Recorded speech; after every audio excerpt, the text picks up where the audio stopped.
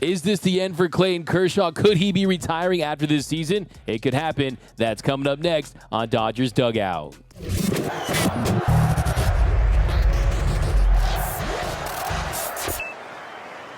What is up, Dodgers Nation? Doug McCain here. My friends call me D-Mac. You can follow me on X, Instagram, and TikTok at DMac_LA. I've been covering your boys in blue since 2019, a credentialed member of Dodgers Media. And as always, if you haven't yet, be sure to subscribe to the Dodgers Nation YouTube channel for up-to-the-minute Dodgers news and rumors all year long. Be sure to hit that subscribe button, hit that notification bell. And if you really want to support the channel and you want to see us post even more Dodgers content, smash that like button. And as always, I'm with your takes down below in the comment section. Today's Dodgers Nation question of the day: what is the percentage chance that you think that Clayton Kershaw will retire after this year? Let me know down below. And do you think that he should retire? What would you do if you were Clayton Kershaw? Let me know down below. And for all the latest Dodgers news, head over to DodgersNation.com.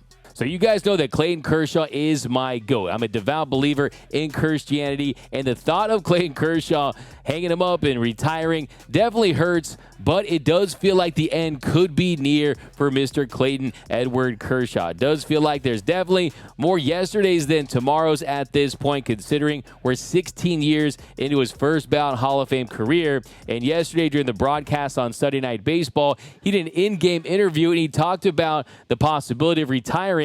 And here's what he had to say. I know. I need to stop talking about all that stuff. I mean, it's just, I don't even know. I don't know. I just, I want to get ready for next month. That's the biggest thing. That's what our team's focused on. I don't want to distract anything from that. It's just, you know, I'm fortunate to have a chance to get to go year to year at this point and just kind of reassess things in the off season. And that's what I'm going to do. And, but our main focus, my main focus is this next month coming up and, you know, trying to win a World Series. You know. So my takeaway from that interview is based on Kershaw's response right there, where he sounded almost irritated. Not by the question itself, not by David Cohn or Carl Ravitch or Eduardo Perez, but by the fact that he had been asking himself that question, that had been weighing heavily on his mind by himself. But also in classic Clayton Kershaw fashion, he said all things that I believe to be true, that he is going to, one, reassess his future in the offseason, and two, that he's fully focused on making a World Series run. And that is Clayton Kershaw to a T. This is someone who is about the process. This is someone who is about his routine, and he's not going to be thinking about retirement when this Dodgers team hasn't even started their postseason run. Now, I think if you want to be honest with yourself, and reality isn't always rainbows, look, the reality right now is this is someone that is pitching with diminished stuff, and he's dealing with a shoulder ailment at this point. It's impacting his velocity. In his last start, you saw a little increase in that velo. It was still under his season average. It was still under 90 miles per hour. But look, the reality with Clayton Kershaw is when he's locating that fastball, he's a happily married man, but he has his slide piece. He has an effective slider. It's still one of the better pitches in the game. And like Kershaw said later in the interview, that he can throw it when he's behind the count. He can still locate that slider and go out there and be effective. And I remember a few years ago, Kersh talking about his style, and he talked about velocity. And yeah, you can't always throw 95, 96 miles per hour, but from a mentality and attitude standpoint, he says that's the most important thing, to have that attitude that you want to strike the batter out more than they want to get a hit off of you. And that is the mentality and the mindset of Clayton Kershaw. He's going to go out there and he's going to attack hitters, and he's going to want to get outs any way he can. Talked to Dave Roberts a few days ago during the press conference, and one thing that he talked about was that Kersh is a guy that finds a way to get the job done. He plays with grit. He's got that toughness. He's got that first ballot Hall of Fame level championship medal. And he talked about a story where a few years ago, Kersh was throwing 82, 83 with the back injury and still managed to get the job done. So you can never underestimate Kershaw. He's someone that's going to go out there and empty the tank no matter what. But I think when it comes to the big picture, will he retire or not? I think that it comes down to, it's not will he retire, it's can he be effective? Can he be a number 1, 2, or 3 starter? Because I'm here to tell you that he's not going to accept a role as a number 4 or 5 starter where he's just on the team because of the name on the back of his jersey and his past. He wants to go out there and help this team win. He doesn't want to be a guy that's going to live on the IL and is going to be a burden to his team. He wants to go out there and compete on the highest level, and if injuries won't allow him to do that anymore, I do think that he will hang him up. I do anticipate him having a more graceful type of retirement, and that's another reason why I don't expect him to even consider for a second playing for a team like the Texas Rangers. And it's not because it wouldn't be convenient for him, right? He could drop off his kids in the morning and go to the ballpark and pitch for that team in his hometown, but it's because I think there'd be unfair expectations for Kershaw. Now, we know here in Dodgerland what he's capable at this stage of his career, and when he does have the command of his fastball and his slider, and he's working that curveball, which he says right now he needs to get back on track, we know he can still go out there and be effective, but if Kershaw were to sign with the Texas Rangers, they'd be expecting 3-time Cy Young Award-winning Clayton Kershaw, MVP-level Kershaw. Not all Texas Rangers fans, but the casual is going to expect him to still be that ace-level pitcher that he was during his heyday, and even just last year when he was a starter in the All-Star game. Even this year before he went down with that shoulder injury. And at this point, unless he can get fully healthy, that version of Clayton Kershaw is not going to walk through that door. So that's why I don't think that there's any scenario where he signs with another franchise. The only uniform you're going to see Clayton Kershaw wear on that mound is a Dodgers uniform. I'm extremely confident in saying that. So really, I think what it comes down to is, does Kersh want to get himself to a position where he doesn't have to have surgery to get back out on the mound? Because, hey, knock on wood, find every piece of wood in the house that you can find, knock on that wood, cross your fingers, cross your toes. This is someone who has avoided any major arm injuries. I'm saying that almost subdued in a quiet way because that's something that is rare in this day and age in Major League Baseball. So the fact that he's avoided that this long, it tells me that unless he can rehab that naturally, I don't anticipate him having some type of major surgery and returning from that because this is someone who has nothing to prove. I will say, though, that it would be nice to see him make it run at 3,000 strikeouts. Join that 3,000 strikeouts club. Only has 19 members. Now, he's already the Dodgers strikeout king. Last year, he passed on Sutton for his 2,697th career strikeout. And right now, as it stands, he has 2,939 strikeouts, so he needs 61 punch-outs to get to 3K. If he comes back, that's extremely doable. This year, in 126 and the thirds innings, he has 132 strikeouts. Last year, he had 137 strikeouts. So if he returns and puts up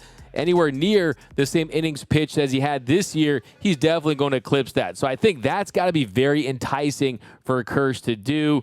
I think you look at someone who has already established himself as one of the greatest pitchers of all time. If you look at his peak, I still think probably you have to go with him over Clayton Kershaw. I mean, you got that table right there. That lunch table, it's two guys. It's Sandy Koufax, it's Clayton Kershaw. If you look at his ERA plus in his peak, it's 182, a 182 ERA plus in his 6-year peak.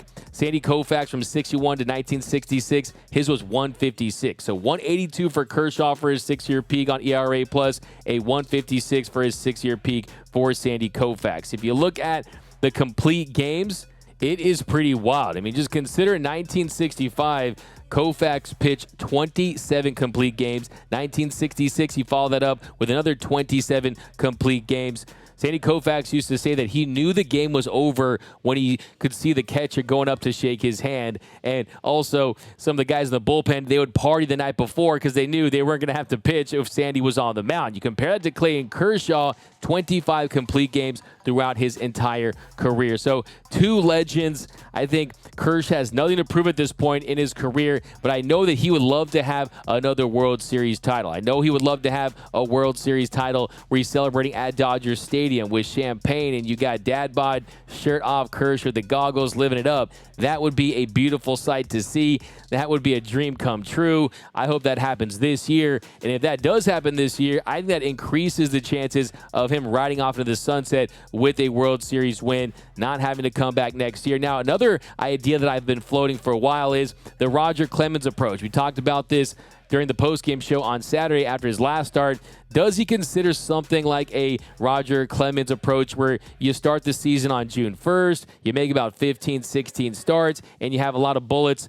left for the postseason? Yeah, I think theoretically that's possible, but to me, that doesn't fit with Clayton Kershaw and what he's about. He doesn't like any type of special privileges. He's someone that really likes to earn it, and I don't know if he'd feel comfortable just starting the season then and not going through the full go of it. I think Kershaw is someone who has a lot of pride. I think he sees himself as someone, I've said it for years, more of a Kobe Bryant than a Vince Carter, whereas, hey, unless I'm giving you my all, unless I'm someone who is still pitching at a high level and looks not like a shell of himself, I think that's when he would call it a career. But it's going to be very interesting to see how this postseason turns out. Like I said, if he has the command of the field for that slider, I have full confidence in him to go out there and be effective.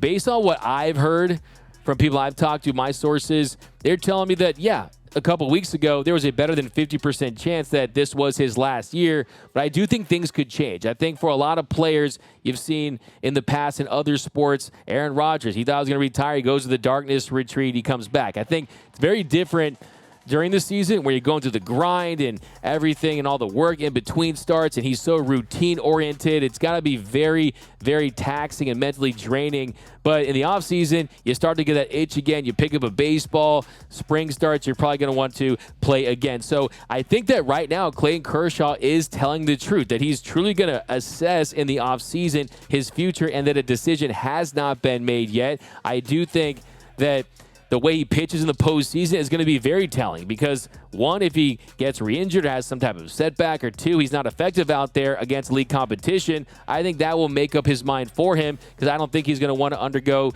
any type of surgery to make it back for that reason. So it's going to be very, very interesting to see what happens to Clayton Kershaw. I will tell you, too, though, in my experience with this GOAT, with Mr. Clayton Kershaw, is that this guy is so time-oriented, and he's famous for his routine, where he's got a Golden Graham cereal in the morning. He blocks off a certain amount of time for his nap and getting on the field, and everything he does is so routine-oriented to the point where it's like he doesn't even need a watch. I remember interviewing Clayton Kershaw, asked him for a few minutes, got a couple questions in. I said, hey, can I get one more? And he said, no, that's your 3 minutes. So this is someone he did in a friendly way. So that's your 3 minutes are up. And it was exactly 3 minutes. So I think he'll know when it's time to call it a career because he's someone that values that and doesn't want to overstay his welcome. He knows what his legacy is at this point. And if he can't be effective out there, and if he can't pitch at a high level, I don't anticipate him continuing to pitch. But I remember during his ping pong tournament where we're not allowed to ask any baseball related questions, so you gotta keep it fun.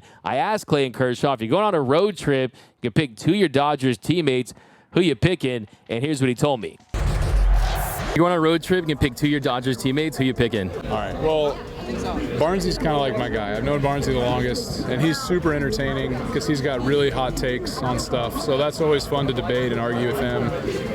And then one more, actually, Audi right here, James Outman, he's got some off-the-rails thoughts and, like, really out there with some different things. So going for conversation. I mean, if you're on a long car ride, you don't need, like, standard, you know? You need a little out there. So, like, between him and Barnsley, I think we'd have some good combos. So hopefully we get a little more velocity back on that fastball. I think that postseason adrenaline could definitely help that cause, and I think you want to see him try to get that curveball back. The curveball hasn't looked great since he's been back, but it's all about that fastball command. It's all about that grit. He has it in spades. He has it at a Hall of Fame level. I hope this isn't it. I know he's not a guy that's going to want a big farewell tour, anything like that, but I've been saying for years, every time he toes the slab, every time it's Kershaw Day and he's on the bump, savor every single minute of it. Got to give him his roses. This guy's going to have a statue at Dodger Stadium one day. No one will ever wear number 22. He's up in that rare class with the Jackie Robinsons, the Sandy Koufaxes, just that rare tier of Dodgers legends. And it's going to be a sad day when he's not a Dodger anymore, but hopefully we have a couple more runs in him. And I think as far as specifically as it pertains to the postseason, I'm really excited to see how he looks in a potential piggyback start with an Emmett Sheehan and seeing him go with some contrasting styles with some of these younger rookies that are blowing heaters and throwing 97 compared to him with the 90 with control and command and that slider. So, look, he's a guy who just wants to contribute his his impact on this team as far as his leadership goes, I mean, these young pitchers, they look at this guy like he's walking on air, right? Like he's a god in that clubhouse, and he's earned it, man. He's earned it. He's someone who is an absolute legend. That word gets thrown around too much. The word GOAT gets thrown around too much, but it actually makes sense, and it's valid when discussing Mr. Clayton Edward Kershaw. But we'll keep you updated, but as of right now, let's not write his obituary, right? Let's not write the epitaph. Let's let this season play out and enjoy every single pitch and inning and game from Clayton Kershaw from here on out. But that's going to do it for this episode of Dodgers Dugout. My name is Doug McCain. You can follow me on Twitter and Instagram at DMAC_LA. For all things Dodger baseball, be sure to hit that subscribe button, hit that notification bell, hit that like button. And until next time, think blue, bleed blue, and I'm out.